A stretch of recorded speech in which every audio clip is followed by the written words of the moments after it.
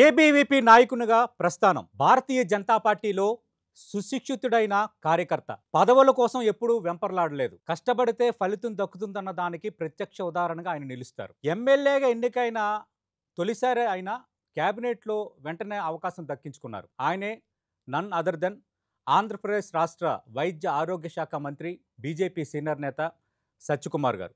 ప్రస్తుతం face to ఫేస్లో భాగంగా 10 టీవీ స్టూడియోలో ఉన్నారు. సత్యకుమార్ గారు నమస్తే సార్. నమస్తే. చాలా హ్యాపీ మీరు అమరావతి నుంచి బయలుదేరి ఎక్స్క్లూజివ్ ఇంటర్వ్యూ ఇవ్వడానికి వచ్చినందుకు. మీ కమిట్మెంట్కి ముందుగా స్పెషల్ థ్యాంక్స్ అన్న మీకు. ధన్యవాదాలు సతీష్ గారు. 10 టీవీ కూడా మీకు సంచలనానికి దూరంగా వాస్తవాలకి దగ్గరగా ప్రజలకు వార్తలు, క్వాలిటీ వార్తలు అందిస్తుంది. దాని మీద ప్రత్యేక అభిమానం కూడా. రైట్, థ్యాంక్ యూ అన్న. అన్న, అసలు యాక్చువల్గా మీ పేరు అందరికీ తెలుసు, మీరు చాలామందికి సుపరిచితం. కానీ సత్యకుమార్ యాదవ్ ఆంధ్ర పాలిటిక్స్కి దూరం. ఎందుకంటే భారతీయ జనతా పార్టీలో కీలక నేత. భారతీయ జనతా పార్టీ మీ మీద నమ్మకంతో కొన్ని రాష్ట్రాలు ఇన్ఛార్జ్ బాధ్యతలు అప్పచెప్పింది. మీరు వెంకయ్యనాయుడు గారికి ముందు నుంచి అదనపు పిఎస్గా ఉపరాష్ట్రపతి అయిన తర్వాత ఓఎస్డీగా సేవలు అందించిన నేపథ్యం మీకుంది. కానీ ఎప్పుడూ ఆంధ్ర పాలిటిక్స్లో మీ ఇన్వాల్వ్మెంట్ ఉండకపోవటం, లేదంటే ఆంధ్ర పాలిటిక్స్లో ఏదైనా అధ్యక్ష పదవి వచ్చినా ఏదొచ్చినా కొన్నిసార్లు మీ పేరు తెర ముందుకు రావటం, మళ్ళీ అట్లా వెనక్కి వెళ్ళిపోవటం, ఇదంతా జరుగుతూ ఉంది. కానీ సడన్గా మీరు ఎమ్మెల్యే అభ్యర్థి అవ్వటం, 39 రోజుల్లో గెలవటం, క్యాబినెట్లో అవకాశం దక్కించుకోవటం, ఇదంతా ఎలా అనిపించింది మీకు ఒకసారి పిక్చర్? నేను విద్యార్థి దశ నుంచి మీరు అన్నట్టుగా యాక్టివ్ పాలిటిక్స్లో ఉండేవాడిని, స్టూడెంట్ పాలిటిక్స్లో ఉండేవాడిని.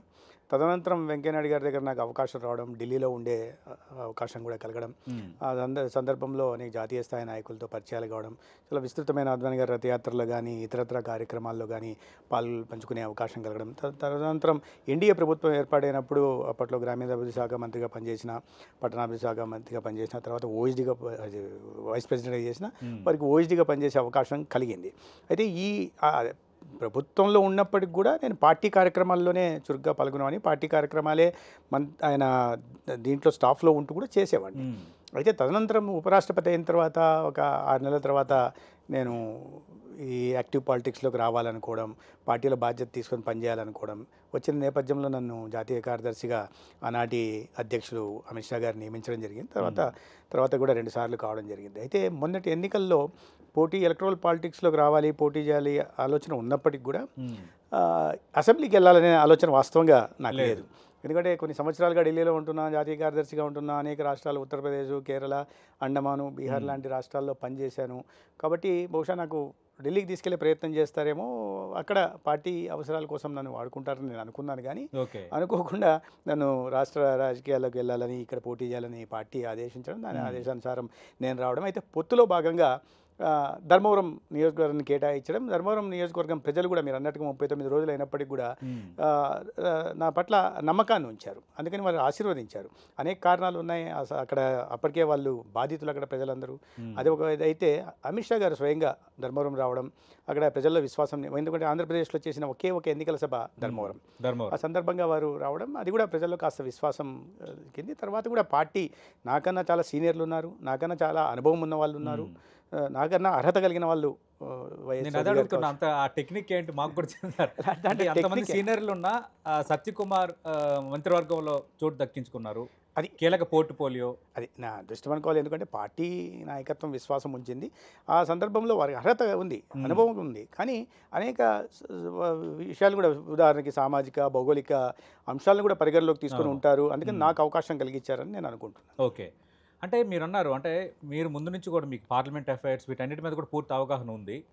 అంటే నేను ఢిల్లీలో వెళ్తే బాగుంటుందని మీరు అనుకున్నారని ఇప్పుడు ఓపెన్గా చెప్పారు. అంటే మీరేమైనా అడిగారు ఎప్పుడైనా, నాకు కొంచెం ఎంపీగా నాకు పోటీ చేయాలని ఉంది, నాకు అవకాశం కల్పించండి అని హైకమాండ్ని? 2019లో నేను అడిగాను. అప్పుడు నన్ను కేరళ ఇన్ఛార్జిగా నియమించక ముందు అప్పటి అధ్యక్షులు అమిత్ షా గారిని అడిగాను. ఓకే సార్, నాకు ఈ విధంగా ఎన్నికల్లో పోటీ చేయాలన్న ఆలోచన ఉంది, కాబట్టి నేను ఆంధ్రప్రదేశ్లో నాకు అవకాశం కలిగిస్తే అని. ఆయన అప్పుడు ఉన్న పరిస్థితులు చూస్తే అడిగారు, గెలుస్తావన్నారు. నేను సరే గెలిచే పరిస్థితి లేదు, ఇవాళ పార్టీకి ఆంధ్రప్రదేశ్లో ఆ పరిస్థితి లేదు, మరి గెలవనప్పుడు ఓడిపోవడానికి ఎందుకు పోటీ చేస్తామని అడిగారు ఆయన.